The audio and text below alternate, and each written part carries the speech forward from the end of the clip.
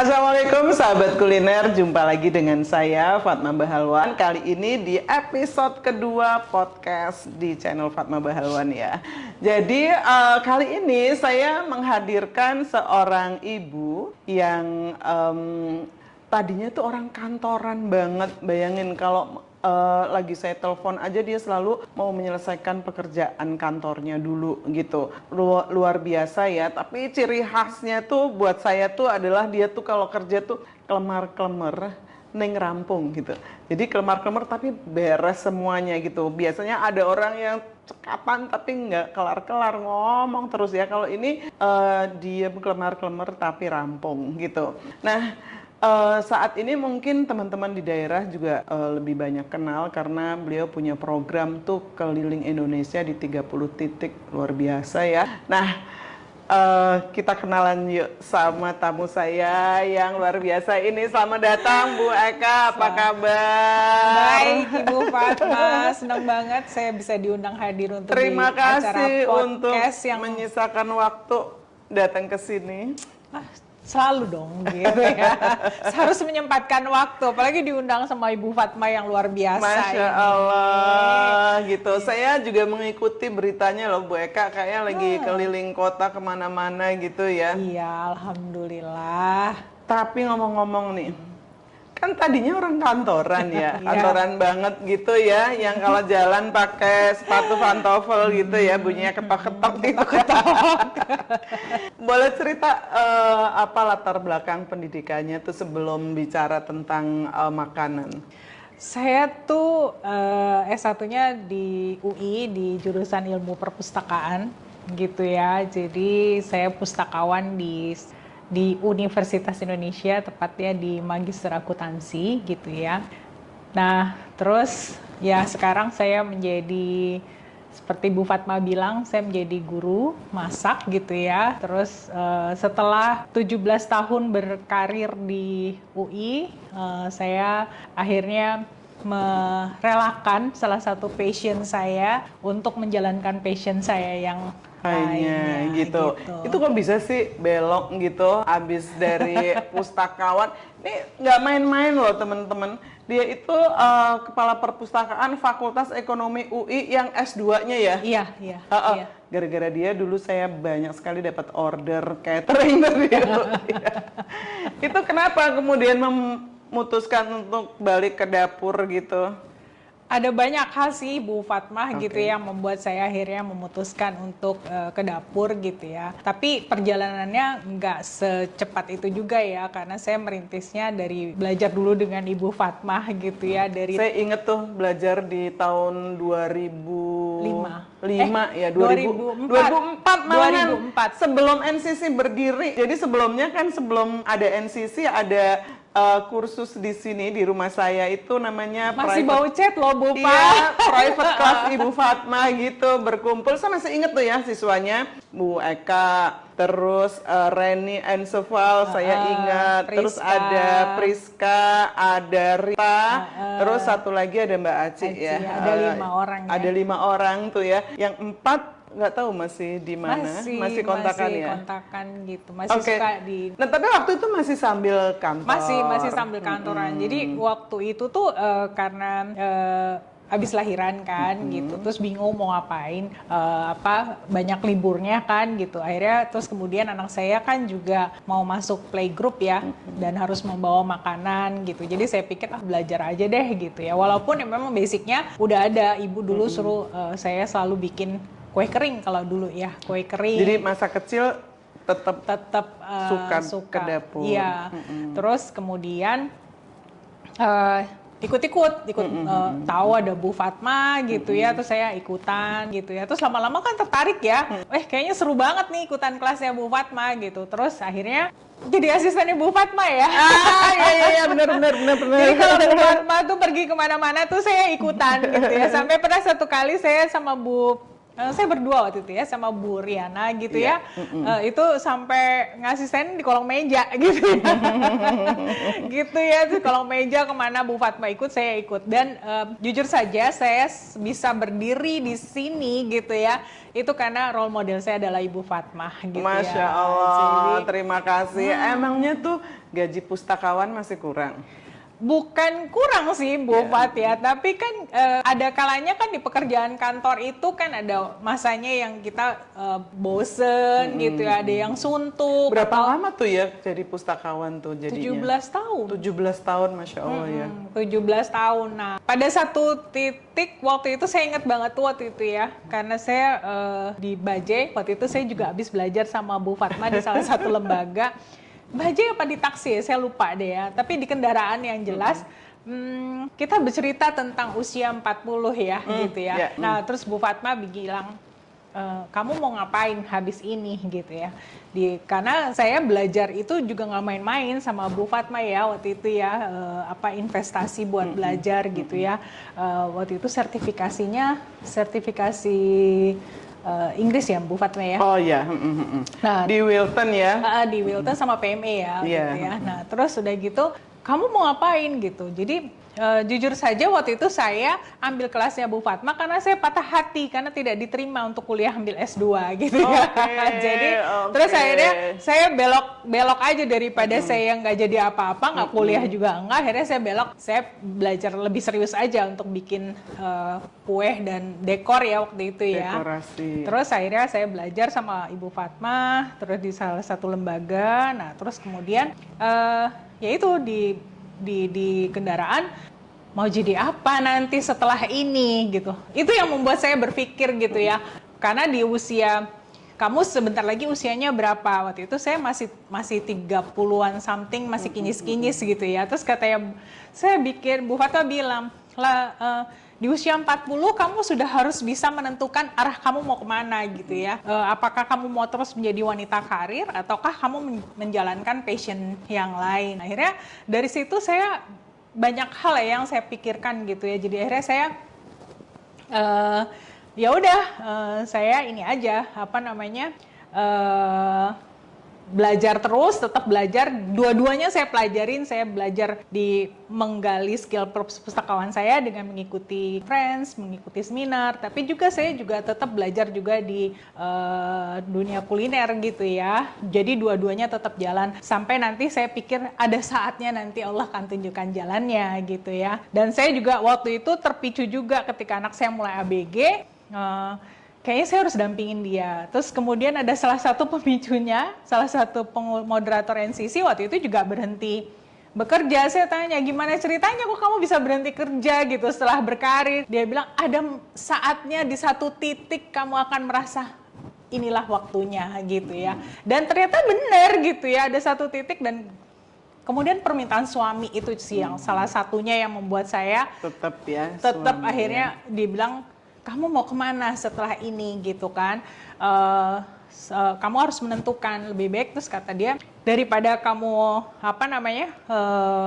bingung menentukan arah, sudah pikirkan saja di rumah aja, kita berdua kita bekerja dari rumah bersama-sama gitu ya, membangun bisnis bersama-sama. Jadi ya udah akhirnya karena disitulah ada titik di mana saya kayaknya saya udah selesai nih gitu ya, udah nyerah nih gitu ya. Terus akhirnya permintaan dari suami juga, terus banyak pertimbangan, salah satunya nggak ada, aku mau jadi kayak Bu Fatma aja gitu. Ada role model ya. Ada role model gitu. Jadi teman-teman, saya kenal betul gitu Bu Eka tuh tadinya semua dipelajari. Jadi memasak saja enggak, tapi juga bikin kue, dekorasi dengan biaya nggak kecil ya. Karena waktu saya mengajar PMI dan Wilton itu biayanya gede banget gitu. Kayaknya kalau teman-teman denger mungkin biayanya aja sih kayaknya 3,5 juta, tapi peralatan dan lain sebagainya bisa capai 15 juta gitu di saat itu ya.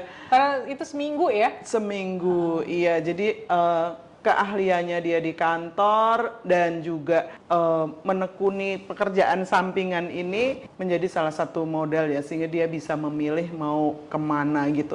Waktu memilih untuk berhenti bekerja, itu keluarga dukung apa ada yang protes gitu nggak tuh?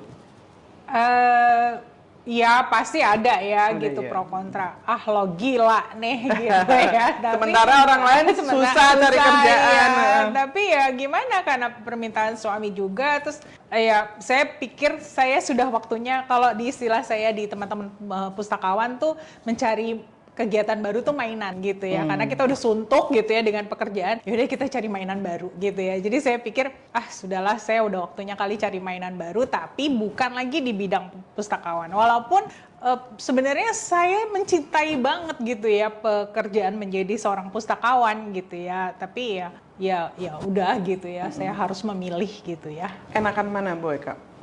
Jadi pustakawan atau jadi ahli kuliner kayak sekarang? Dua-duanya sih menyenangkan ya. Dua-duanya pasti menyenangkan ya? Karena itu part of my life gitu ya. Secara Jadi waktu dan finansial? Nah, kalau bicara finansial sih pasti kan selalu berubah ya gitu ya. Kebutuhan kita kan selalu berubah gitu. Soalnya kalau di kantor nih misalnya udah aman, gaji bulanan pasti dapat, asuransi kesehatan dapat dan lain sebagainya dapat gitu. Sementara jadi bisnis sendiri itu pasti semuanya sendiri gitu. Nah, itu akhirnya saya jadi sangat menghargai yang namanya uang Bu Fatmah gitu ya. Karena waktu biasanya saya cuman ya udah mau kerja baik, kerja biasa-biasa saja, setiap bulan pasti ada gitu, asuransi sudah ada. Tapi dengan saya bekerja dari rumah, saya menjadi tahu sampai di mana kemampuan saya gitu ya. Jadi kalau saya males ya dapat duitnya sedikit gitu ya. Tapi kalau saya rajin ya dapat duitnya banyak. Kalau tinggal ini sendiri ya. Dan saya yakin ya ketika kita bergerak di situ ada keberkahan gitu ya. Jadi selalu itu yang saya tekankan. Yang penting adalah bergerak dulu gitu ya. Karena pasti Allah akan kasih bukakan jalan gitu ya. Dari mana rezekinya Mbah nggak ngerti gitu ya. Karena ya saya juga ngelihat dari Bu Fatmah bisa struggle ya, bisa belur bareng gitu. belur bareng gitu. Saya juga kepengen membuktikan kepada orang-orang gitu ya di sekitar saya gitu. Karena alhamdulillah Bu Fatmah support system saya tuh luar biasa, mulai dari Bu Fatmah, teman-teman moderator gitu ya, terus kemudian juga sahabat-sahabat saya, teman-teman SMA, teman-teman kuliah, kemudian bahkan bos-bos saya gitu ya, selama saya bekerja di UI, teman-teman ya semualah gitu ya. Itu benar-benar support banget ke saya. Begitu tahu saya berhenti bekerja, itu langsung Oke, apa yang bisa saya bantu gitu ya. Ya itu akhirnya saya ingin membuktikan gitu loh Bu Fat, saya bisa berdiri tegak gini nih sampai di sini. Ya itu juga semua berkat luar support biasa system dari semuanya gitu ya. Karena kalau enggak, tentunya percaya ya bahwa rezeki Allah tuh nggak bakalan hilang, kita pasti dikasih kemampuan seperti itu. Betul. Kalau kata suami saya, semut saja diberikan rezeki ya sama Allah gitu. Apalagi kita yang diberikan kemampuan, diberikan otak dan lain-lainnya itu pasti bisa gitu ya. Yang penting bergerak aja. Iya, gitu. Luar biasa. Motivasinya ya teman-teman bisa tiru tuh. Jadi jangan pernah kalah dengan keadaan. Ketika kita sudah memilih ya, kadang-kadang sih nggak memilih sih. Apa tuh the power of kepepet gitu. Jadi mau nggak mau jujur aja ya Bu Fatmah ya, otak kita kan jadi berpikir terus ya gini, habis ini saya ngapain nih, habis ini ngapain gitu ya. Terus jadi kita jadi mau nggak mau belajar, bener nggak Bu Fatmah ya? Belajar dilakukan ya. Oke. Jadi sekarang nih banyakan ngajar, apa banyakan terima pesanan atau punya toko online gitu? Saya ngajar juga, terima pesanan sih sekarang agak dibatasi. Ngajar online, offline juga. Online, offline. Terus terima pesanan juga. Terus sama buka toko online berdua suami. Masya Allah, sukses tuh semua ya. Amin. Nah dari semuanya nih, ada nggak pekerjaan yang paling ngeselin atau menyebalkan gitu? Apa ya? Kayaknya enggak ya gitu, maksudnya ya diterima aja kondisinya gitu ya, dijalanin aja gitu satu persatu ya. Kadang-kadang ada customer yang bawel atau gimana, ya udah itu bagian dari pekerjaan ya gitu. Jadi dianggap sesuatu yang menyenangkan gitu ya. Iya, karena itu caranya menikmati hidup ya Bu Fatmah gitu ya. Betul, jadi gitu ya, sahabat kuliner, ketika kita sudah memilih satu profesi dan mau nggak mau kita harus sukses di satu pilihan kita, yang menyebalkan tuh nggak ada, dianggap sebagai satu hal biasa ya. Iya. Jadi dijalanin aja, ternyata menjadi satu satu tekanan yang menyenangkan buat kita ya. Nah, Kalau yang menyenangkan banget, menyenangkan bisa keluar kota ya, jalan-jalan, mengajar banyak, dan satu jalan-jalan yang nggak bayar nggak gitu ya. bayar. Terus udah gitu bisa mengajar, kayak itu kan menyenangkan ya, Bu Iya. Fatma bisa berbagi ilmu gitu ya.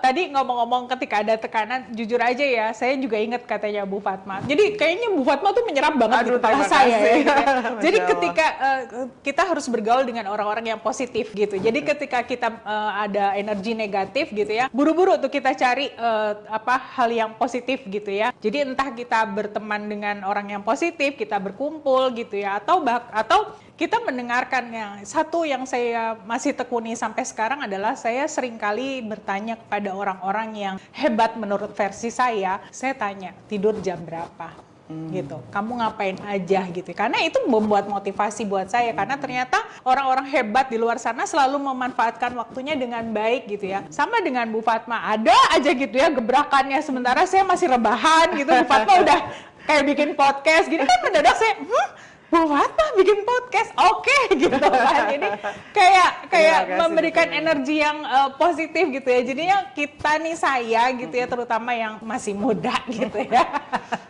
Kita diskon berapa tahun ya?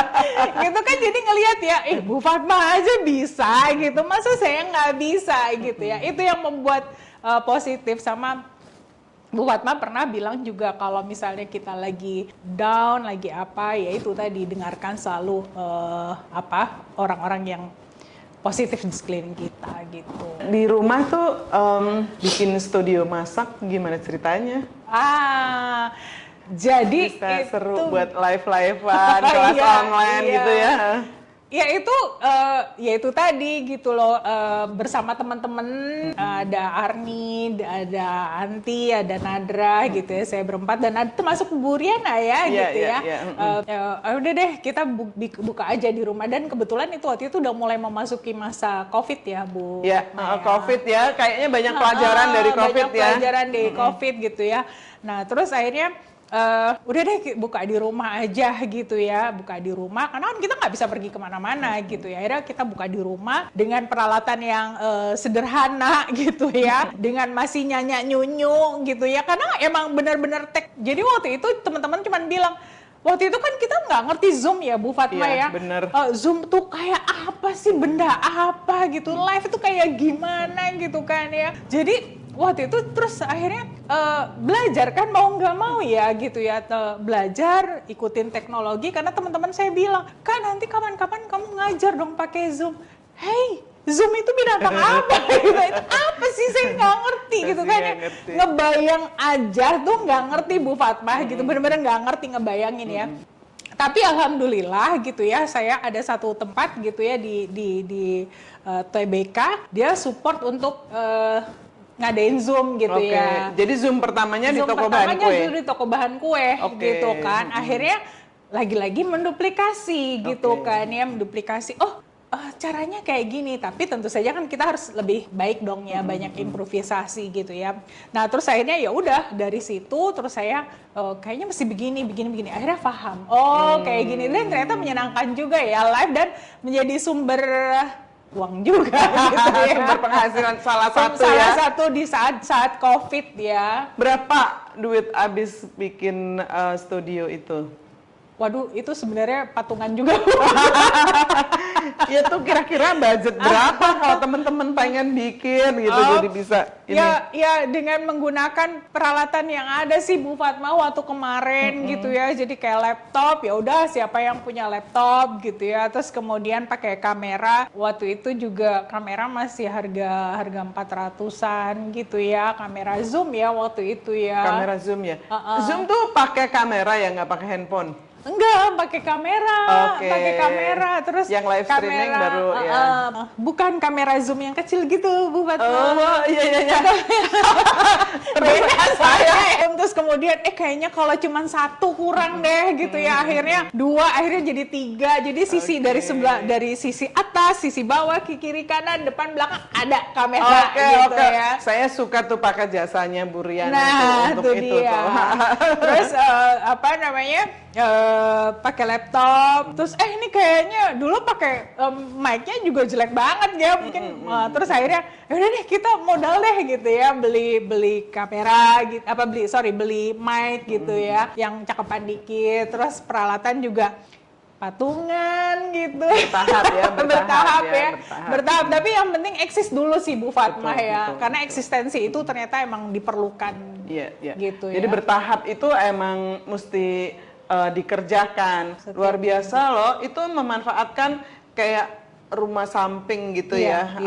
Pavilion ya. Tadinya taman gitu. Terus ya udah daripada nggak kepake, akhirnya direnov gitu kan. Terus kita bikin apalah kecil-kecilan gitu. Dulu tuh ada yang lagi live tiba-tiba ayam jalan gitu.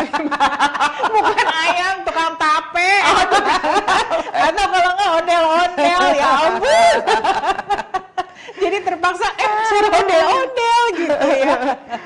Oke, Bu Eka, dari hasil terima pesanan kue ya, usaha UMKM ini, sekarang punya brand namanya apa ya? Saya kalau untuk kue-kue brandnya saya Digemati. Oh, Digemati. Kalau yang usaha sama suami itu adalah bahan baku ya, frozen food dan bahan baku kebab. Frozen food. Bahan baku kebab. Iya. Oh, jadi teman-teman yang mau bikin kebab tapi bikin roti kebabnya kan suka susah, bisa order ya? Order dong. Apa brandnya? The Lumer Food. The Lumer Food itu di Shopee? Di Shopee dan di Tokopedia. Oh, linknya kasih tahu teman-teman. Linknya pakai The Lumer Food aja, nanti udah langsung ketemu. Omset ya alhamdulillah tiap bulan. Alhamdulillah ya Bu Fatma, suami saya yang itu. Oke, kita bagian produksi aja ya. Oke, bagian merem pokoknya. Merem pokoknya ada aja ya gitu ya. Baik. Jadi tetap ya suami mempengaruhi keputusan yang diambil sama Bu Eka. Iya, karena kami mendiskusikan selalu gitu ya. Gimana bagi waktunya antara urusan dengan suami dan anak-anak? Ini sekarang berapa ya putra-putrinya Bu Eka? Ada 3. 3, terus yang pertama? Yang pertama udah kerja gitu ya, terus yang kedua sedang kuliah di IPB di jurusan teknologi pangan. Yang pertama tuh UGM ya, lulus. Doain ya, semoga dia bisa sukses. Yang kedua IPB. Yang ketiga? Masih kecil, kelas 2 SD. Gimana tuh bagi waktu untuk mereka?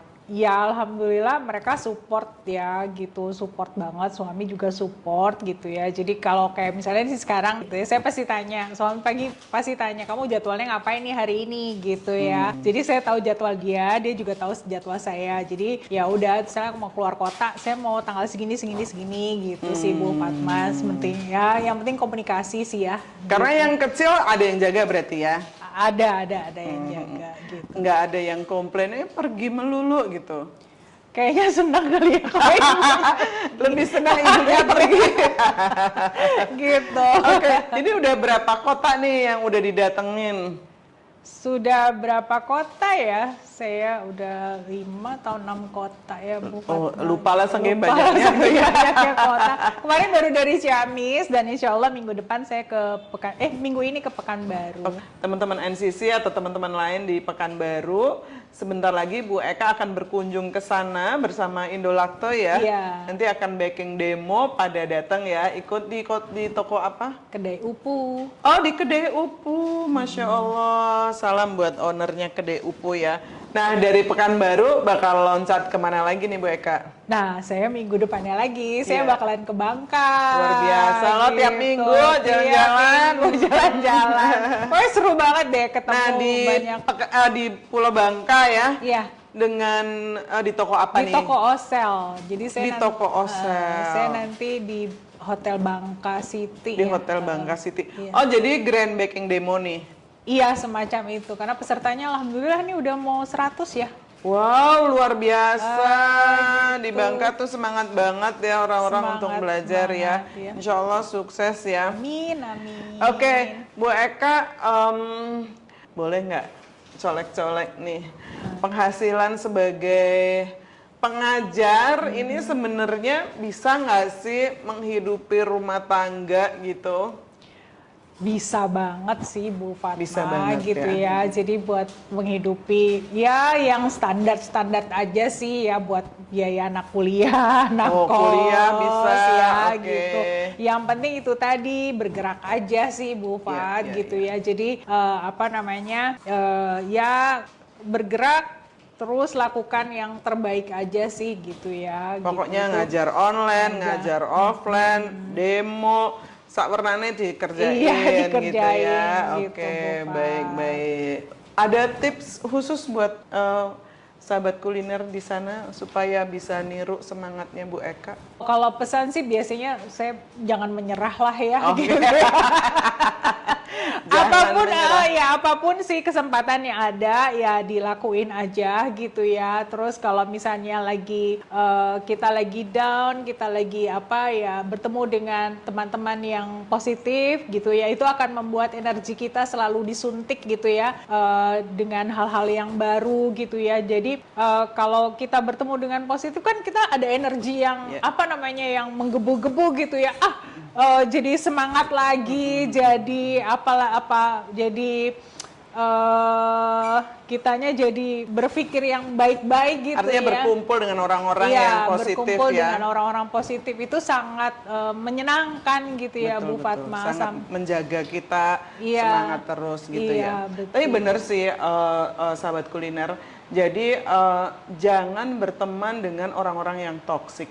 Kita kadang-kadang tuh teman kita tadinya banyak kok tiba-tiba jadi sedikit gitu. Nah itu tuh dengan berjalannya waktu itu sebuah keniscayaan karena kita akan ada kayak apa ya seleksi alam kayak gitu Betul, ya. iya. Tiba-tiba di kesibukan kita udah nggak cocok lagi dengan orang-orang yang selalu negatif. Makanya selalu deh cari temen yang bisa menjaga kita tetap semangat, nggak pernah membuli gitu ya, nggak merendahkan apa yang kita kerjakan gitu.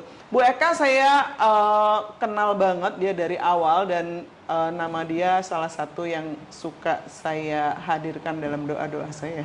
Aduh, Insya terima Allah kasih. sukses ya Kak ya. Ya Allah. Jadi teman-teman semangat terus kalau mau memulai sebagai pengajar atau pelaku bisnis UMKM di bidang kuliner, lakukan terus, insya Allah pasti sukses. Terima kasih luar biasa Bu Eka. Mudah-mudahan sukses terus, Amin, berkembang amin, terus amin. gitu ya. Sampai ketemu teman-teman pada episode berikutnya. Assalamualaikum. Maaf, Bapak.